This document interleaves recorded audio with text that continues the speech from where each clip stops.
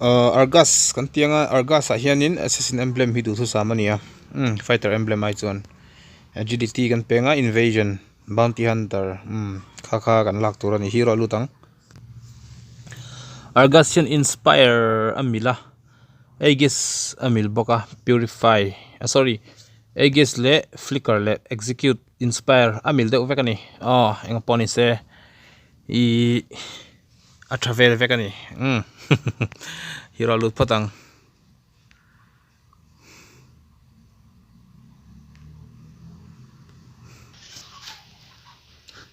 Aldos passive chu a blade hi a charge theita tuna khwanin anunan hnoi che amana bar khu a full ve kon khu a chem khu kan hmang khwanin aron eng ta ni chuanin he a chem eng a hi ngor nani ani chuang lo ya skin na ron ken ni a skin than khada chuanin a chem khu hnu ka ni a passive no hianin chuan a slash en voi ni a slash nan ta hei kan hmang khwan tin a slash nan pirama hen ava an mani lam zong hian ava nai ta ni khu ti chuan Argus hianin hetia om mai hian tlem in a stack pirama hianin damage a don hian in ama hian in a stack bok ta ni hemi tanga damage ni lo ni hi hetia damage a don hian a eng lo chak ta ni tin Argus hi anun na tlem pau le asat chakani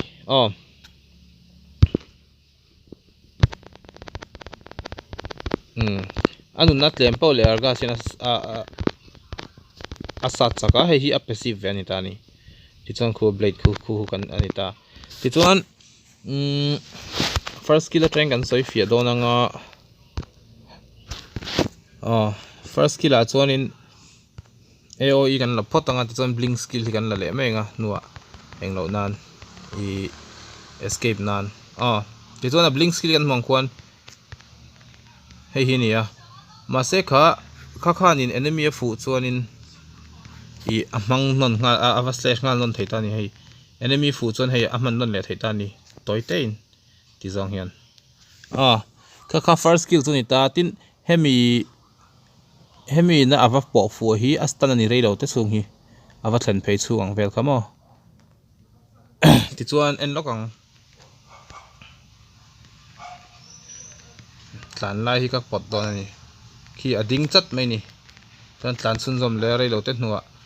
kha a first skill man dan chu nia ti chuan a second skill ve thunge ro chu AOE damage ania pakhat item damage ania second skill hian mo hei heta tanga ka sa ponin heta tanga ka sa pon damage ania tin hei hian in khu kan hmuang khonin an ma ni a khon mark asiam ta ni kha kan ti le lok mang mark hi atlan pui ta ni khu khona slow down ta ni enemy khu mark ku tlan pui ta damage nawak lo ape bok ta ni chu hei hian 0.8 seconds ania ain lo chunga hi mo chuanin hemi blink skill si awm awangin I man thiam chon escape nan te tlan lu nan te tlan chaw nan te man thei mi awangin ama hian in flicker te escape te hi ama mo ka tilu tuk lo ani ke chuan abikin ti chuan ultimate chu hei hi nia hei hi ultimate dei rei chunga hi an chiar lok ange second nga chunga ni immune death athi thei lo ani athi thei lawa an khoi piang hi anun na achang thei thung ta ni chu hemi hi enemy tanga damage don hi mo tin amana ava damage pack chu hi enge ani hianin ama hi lifesteal pe bok ta ni call te kan donga lak thei nge mai ama hi lifesteal pe ta ni ultimate hianin ku ti khuan kukhur anun na ti pun le dan ta ni ultimate chung hian mo tin hemi na hemi alti om chunga enemy na an khoi na che piang kha chu inun na ti pung tu chu ani maya an san nat paw le inun na kha pung tam don ti na ni maya I thi don tre pa man chi ni ta ni ti chuan a build ta chuan a build pa ngai angin kan soyanga warrior boot heng te hi freya te pon an mang thei vek ani sorry hemi ma hianin i jungle ve deuh nan lifesteal te han pe ve lamo chuan khonge Berserker Fury Blade of Despair le Windtalker eng hi a build dan tu ni ta ni a damage na em ani hemi hian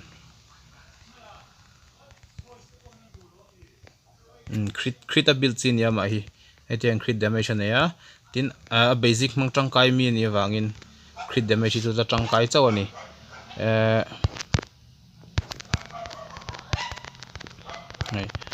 crit damage hi tangkai em ma crit damage kan ti chuan unlock taila tuna kwan 6 a physical attack a chung ber dot 2 le veilam ber atang hian chela chung ber dot 2 le pathum na hi 675 ani a damage ki